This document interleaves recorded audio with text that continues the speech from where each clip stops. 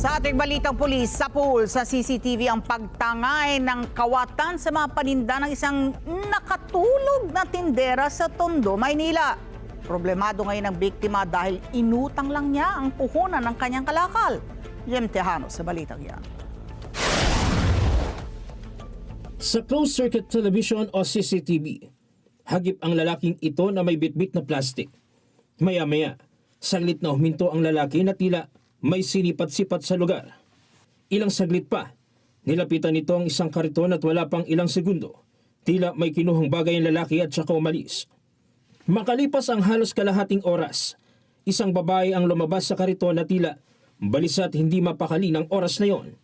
Ang paninda na nagkakahalaga ng 6,500 pesos, tinangay ng lalaking nasa pool sa CCTV. Ayon sa biktima, Sabado ng gabi babad na siya sa pagtitinda sa bangketa para lang may maipangtustos sa kanyang 7 anak.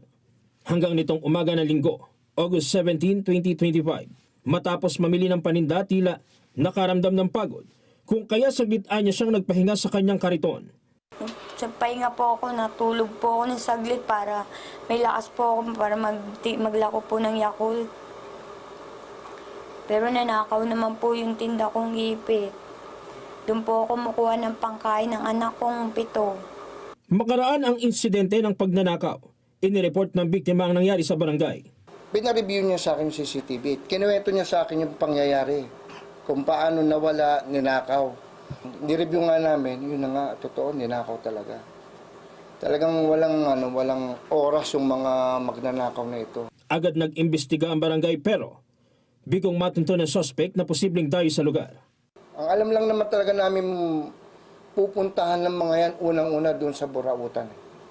Yung Burautan, yung mga nakikita natin nakalapag. Wala, di natin nakita.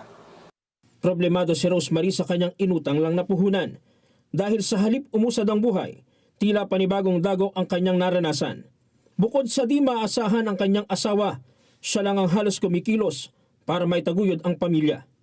Inutang ko po yun sa kapitbahay ko, nulugulugang po araw-araw ng 100. Ngayon, nag-usap kami ng council, ambag-ambag kami para mapunuan yung mga nawala sa kanya. Talagang makikipag-ugnayan po tayo sa mga kapulisan yung kailangan mayroong additional police visibility at barangay official, barangay tanod visibility. Jem Tejano, para sa mata ng Agila, matatag, matapat, matapat.